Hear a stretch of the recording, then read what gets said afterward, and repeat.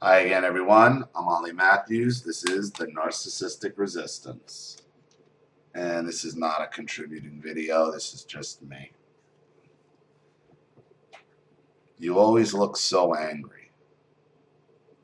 You never smile. What's the matter? The look on your face. You just look so unwelcoming. How many of us have heard this time and time and time again throughout our lives?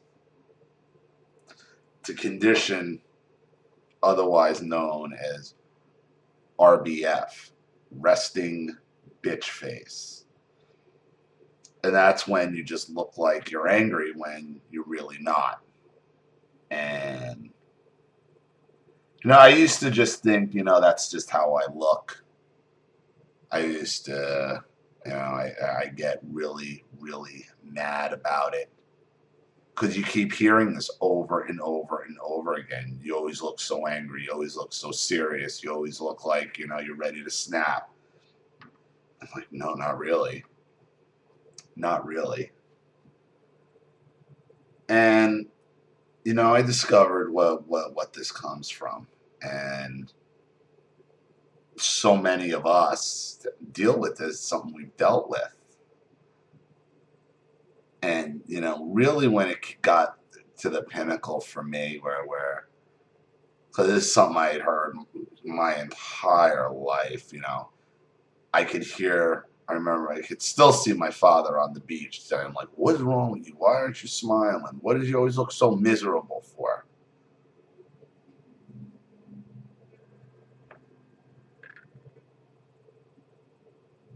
That sticks out, and the last time I heard it was was with Macy's, was during, and I may have spoken about this on another video, it was after a store visit with my group vice president and my regional vice president. And this was in Brooklyn.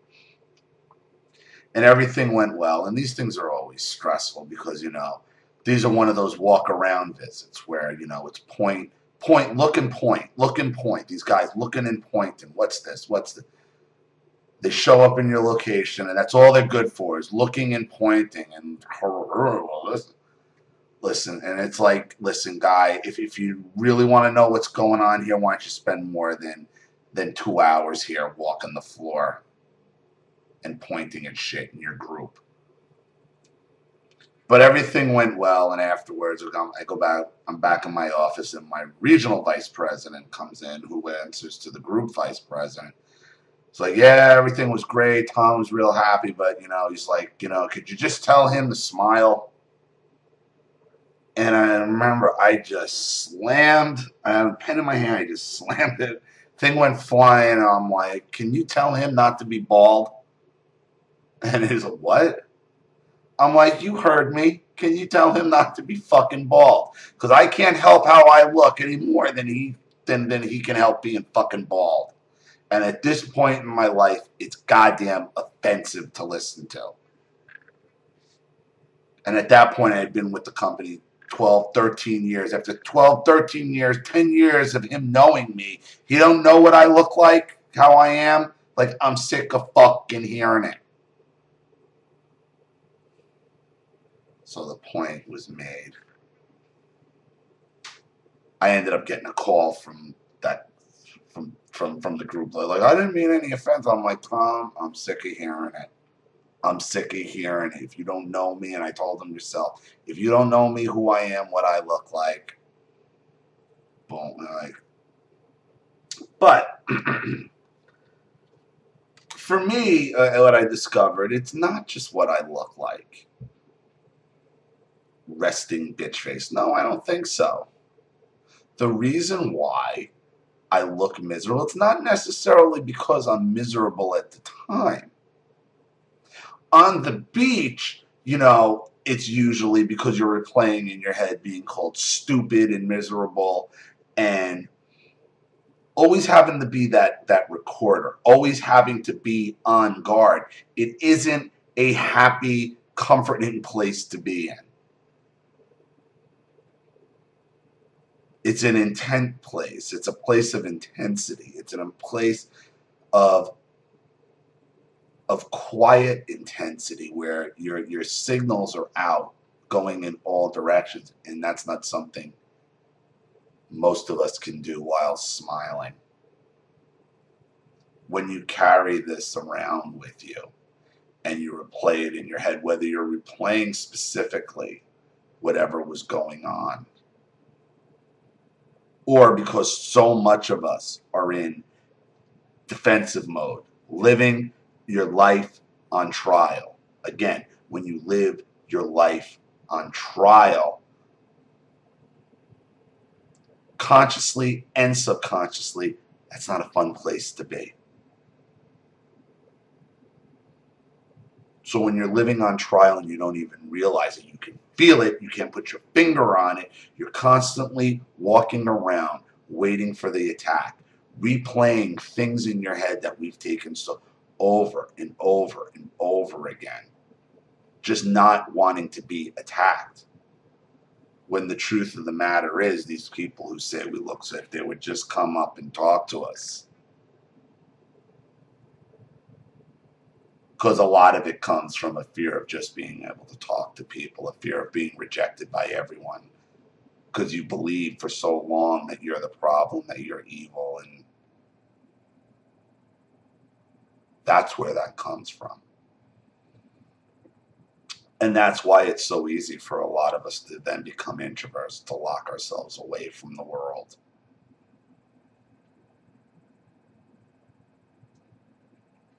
Because you get sick of hearing it. You're always so miserable, and you always look, and then you just, maybe they're right. Well, it's kind of hard to walk around smiling when you're always on trial, when you're always in that mode. That's where it comes from. So it's not necessarily just what we look like. It's a gift of the narcissist. It's a gift of the narcissist. It's one of these scars that doesn't necessarily you're angry or you're pissed off and you're just intense. You're just in thought, you're just on guard, and that doesn't mean you're going to snap. It doesn't mean it at all. Quite the opposite. Quite the opposite. Somebody coming up to you, to one of us like that, just being nice, is such a relief, because you just expect everybody you meet to attack you. Everyone you meet to reject you. You're not comfortable out in public, so you start going into these defense mechanisms, trying to feel comfortable, and in your attempt to feel comfortable, you end up with this intensity. But you keep hearing, like, why don't you smile? It's like, because I don't want to smile.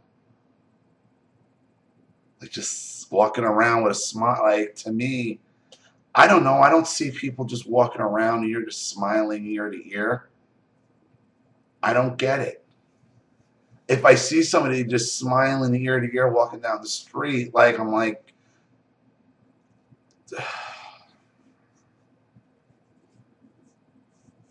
makes you wonder. Makes you wonder.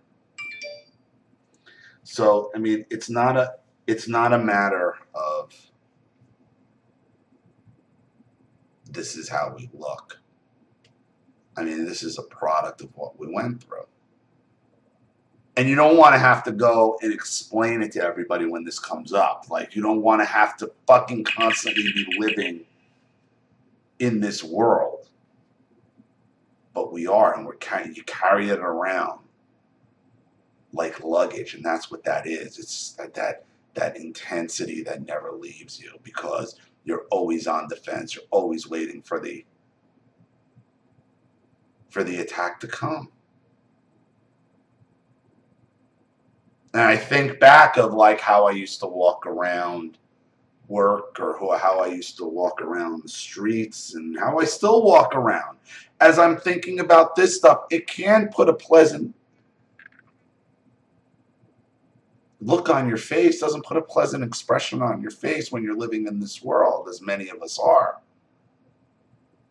A lot of you get a lot of laughs on here, but generally overall, this is heavy. This is heavy subject matter. When you're carrying around this around, there's a reason why you always look depressed or angry.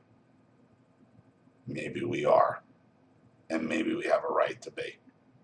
Not maybe, we definitely have a right to be. So we've all heard it, and it sucks, and it hurts when you hear it, but it also would explain why you keep getting abused by the same type of narcissist, because it takes a certain type of person to want to break through that type of wall, and I think people see that as more of a challenge, and definitely the narc does. They see it as, this is somebody that I can get the better of. Like, that face is just screaming, take advantage of me. And that's why things keep happening the way they do. So this was just some kind of random thought. I was talking to some friends of mine online, and everybody there had the same type of story, and everybody comes from similar backgrounds, and it's just not coincidence that everybody has, like, what we call resting bitch face. You never smile. You always look so serious. You never look happy. I wonder why. So, thank you everybody for watching. Please leave any opinions in the comment section below. Let me know what you think.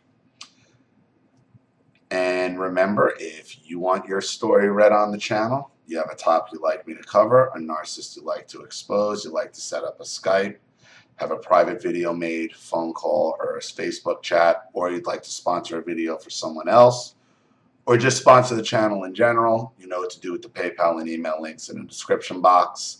And if you're still unclear, wait for the final instructional video link to pop up on this video. I'll walk you through all that.